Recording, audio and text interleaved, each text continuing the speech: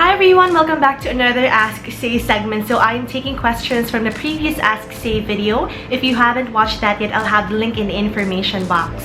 The first question we have for today is from Carlota Labiano, and she asked me why I never upgrade my phone but I invest in other gadgets. So I don't really like upgrading phones. I don't know, it's just not a priority of mine. So since I have my iPhone 4S, sobrang napag-iwanan ng panahon, pero it still works. So you know, I don't really find the need to upgrade unless I really have to. Like the time when I lost my phone at the Macklemore concert, I had to buy a second-hand phone. I just don't really like spending way too much money on a brand new phone if I don't have to. Next question is from It's Me Jane Dato On, and she asked me if I ever got depressed because of my weight and any tips to overcome depression. So I actually am bigger compared to the normal size of women here in the Philippines, and pag nakita kasi ako ng tao, agad na nag-register sa utak nila, malaking babae, Amazona or whatsoever. Basta I'm not the regular size here in the Philippines, but it's always Filipinos who comment about that. When I am with like foreigners, they actually think my size is normal, and I never got depressed about my weight. I just really find that if I eat well, if I feel good, if I work out, then everything is okay. Ewan ko lang, iba lang kasi talaga ang pagtanggap ng weight ng mga babae, even mga lalaki here in the Philippines compared to other countries. And it's kind of sad because kapwa Pilipino ang nalalait sa kapwa Pilipino. But if you have foreigner friends, you would know that size doesn't matter at all to them. So any tips to overcome depression? I think I went through depression for 2 months. If you watch my vlogs, you would know about that. But what I did was, I snapped out of it. Ewan ko, pinweras ako yung sarili ko na mag-snap out of it because no one's going to help you unless you help yourself. Totoo yun, because nothing will help you at all if you don't, you know, exert effort to help yourself. What I did was I went back to working out. I went back to eating right. I went back to doing the things I love. And I just basically went out more because, again, living alone, it's a depressing situation, especially if you don't have people around. And you just really have to change your mindset kasi lahat, it all starts in the mind. You know, if you think that you're you're sad or whatsoever, talagang magiging sad ka. So just try to change your mindset. And I know depression is something that I cannot like really speak about because depression is something more, lalo na sa mga taong talagang merong depression. It's a clinical disorder, and I know I cannot speak for all those people out there. And of course, don't forget to pray. It really helped me when I was depressed. Just talk to him, you know. It works talaga. This one is from Melanie Sarte. I am a graduating student this April, and I can't see myself working here in the Philippines. My goal is to find work in Japan. I admire Japan because of your vlogs when you were there. Do you think that this is a good idea to leave my family and boyfriend for my dreams? So Japan is a good place to work. I don't know if I'm not speaking from experience, but I've heard from other people na, you know, work pays well in Japan. And Melanie, I'm not sure how old you are, but I'm guessing around my age, 24, 25. I think it is a good idea to follow your dreams. It's not about leaving your family or your boyfriend because, you know, kung bata ka pa kasi, you have to follow your dreams. Your family will always be there. Your boyfriend will always be there. If he loves you, he'll be there when you come back in the Philippines. And it's not like you're leaving for good. You know, you're just gonna work there. Pwede ka naman bumalik para magbakasyon and all of that. So, I don't know. For me kasi, it's a big deal following or going for your dreams because you don't have your entire life for that. You know, pag habang bata pa, gawin mo na siya. For me lang, my thoughts lang on that. I really think you have to, you know, go for your dreams because, you know, Japan is awesome. Number 2, you can always go back to visit your family. Number 3, alam mo yun, bongga, follow your dreams. Ferds Caprong asked me, Hi Miss A, I've been watching some of your vlogs and reading some of the comments and I see a lot of bitter, or should I say inggit comments. Ask ko lang po, paano mo na-handle yung mga bad comments galing sa mga walang magawa na viewers? Keep it up, Miss A. Thank you so much, Ferds. So I just basically don't mind them at all. I actually just delete and block if they're, you know, saying something below the belt.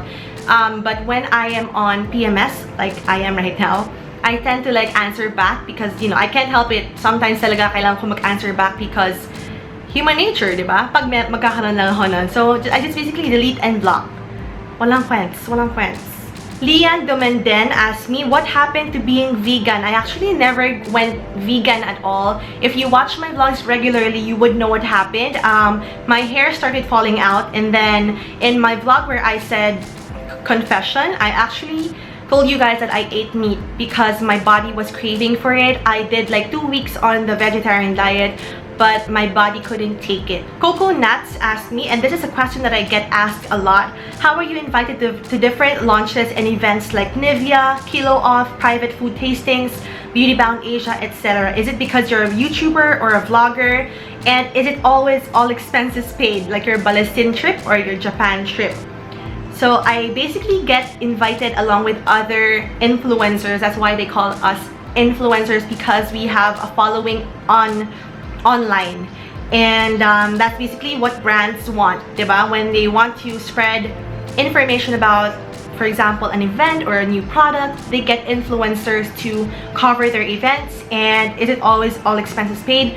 Of course, if it's sponsored by a brand, they have to provide like free stuff or something just to give back to the influencers. Iba-ibang ano yan, iba-ibang arrangements yan. Gladys Carulio asked me how I maintain my curves and my flat tummy. I do have curves, but nawalan ako ng confidence pagdating sa tummy ko. Thanks, eh.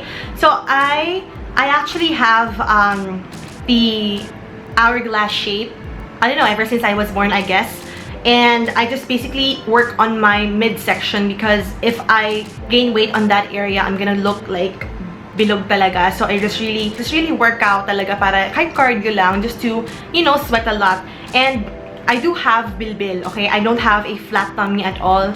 Ano lang siya, may bilbil ako. So like other people, normal naman magka-bilbil. Don't be insecure about that. It's actually actually everyday mo lang i-crunches yan, tapos cardio lang every other day, mawawala rin yan, girl. Don't worry about that too much. And I saved the best question for last, and this is from Clerpy0225, and she or he asked me, how were you able to move on from the awful cyberbullying before? I remember all those Instagram and FB drama. It was so crazy. If you have been following me for a while, you would know what happened. And all I can say is that it was really awful. Sobrang bonggang awful, to the point that I cried, you know? I just cried because I couldn't do anything. I remember myself like starting a blog entry, like explaining my side, because everyone online was hearing this person's side online, and I couldn't defend myself. So I wanted to defend myself, of course. Hindi ako yung